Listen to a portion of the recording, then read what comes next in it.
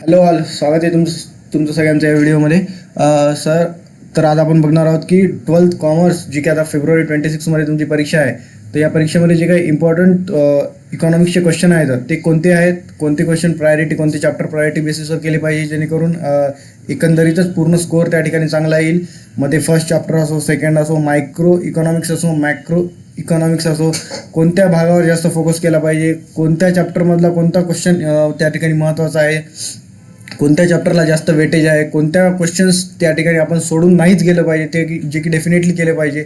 जे की सोडून गेले तर जे यायचे चान्सेस एक प्रकारे बघायला गेले तर खूप त्या ठिकाणी जास्त आहेत. अशी एक PDF मी या ठिकाणी बनवलेली आहे. As like 12th commerce Maharashtra बोर्डची इकॉनॉमिक्सची मी या ठिकाणी बनवलेली आहे. सेम वे मी या ठिकाणी OCM organisation of commerce and management आणि तुमचं सेक्रेटरियल प्रॅक्टिस, ठीक आहे ना, सेक्रेटरियल प्रॅक्टिस SP या विषयाची सुद्धा त्या ठिकाणी पूर्ण इम्पॉर्टंट क्वेश्चन्स कोणते प्रायोरिटी बेसिसवर त्या ठिकाणी आपल्याला केले पाहिजे हे त्या ठिकाणी पूर्ण देईल. आत्तापर्यंत आपण इकॉनॉमिक्सचं या ठिकाणी सर्व बघूता. ही पूर्ण एक PDF आहे. याची लिंक मी तुम्हाला या व्हिडिओच्या डिस्क्रिप्शनमध्ये देऊन टाकेल. तुम्ही तिथून ही पूर्ण डाउनलोड करू शकता आणि या व्हिडिओमध्ये देखील तुम्हाला सगळं पूर्ण क्लिअर दिसतंय. तर हे काही क्वेश्चन्स आहेत मायक्रोचे आणि मॅक्रोचे, जे की डेफिनेटली तुम्हाला प्रत्येक चॅप्टरमधून केलेच पाहिजे. हे सोडून जाऊ नका. हे सोडून गेलं तर त्या ठिकाणी यायचे चान्सेस त्या ठिकाणी खूप जास्त आहेत.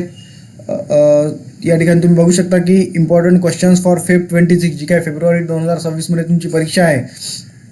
तर सर्वात पहिला पार्ट आपला असतो मायक्रो इकॉनॉमिक्स, ठीक आहे ना. तर मायक्रोमध्ये चॅप्टर वन जो आहे तुमचा introduction to micro and macro economics, ठीक आहे ना. तर त्याच्यामध्ये जर आपण बघितलं तर सर्वात पहिले तुम्हाला मायक्रो इकॉनॉमिक्सवर कोणताही क्वेश्चन जर सॉल्व्ह करायचा तर सर्वात पहिले एक गोष्ट तुम्हाला त्या ठिकाणी पूर्ण माहीत पाहिजे की मायक्रो इकॉनॉमिक्स म्हणजे काय, ठीक आहे ना. जसं की मी या पूर्ण चॅप्टरचा पूर्ण व्हिडिओ देखील त्या ठिकाणी अपलोड केलेला आहे. OCM असेल, SP असेल, इकॉनॉमिक्स असेल, या तिन्ही चॅप्टरचे या तिन्ही विषयाचे फर्स्ट चॅप्टरचे पूर्ण व्हिडिओज त्या ठिकाणी मी अपलोड केलेले आहेत. तर मायक्रो इकॉनॉमिक्स म्हणजे कोणत्याही एखाद्या इकॉनॉमीची जेव्हा आपण अभ्यास करतो तर त्या इकॉनॉमीमधला एका घटकाचा